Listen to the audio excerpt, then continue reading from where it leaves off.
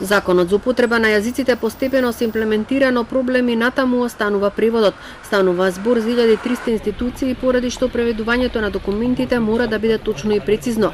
Токму поради немањето доволно преведувачи, дел од кореспонденцијата се врши само на македонски јазик.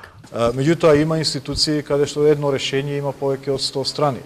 И сепак додека агенцијата не снабди со можност за преведување на тие 100 страни, институциите сепак се уште одат еднојазично, бидејќи сепак секој збор во документите кои што ги издаваат институциите имаат легални последици, правни консеквенции и тука не смее да има грешка во преводот. Работната група за спроведување на законот на денешниот состанок заклучува да се интензивира соработката и да се овозможат подобри услови за работа на новоформираната агенција.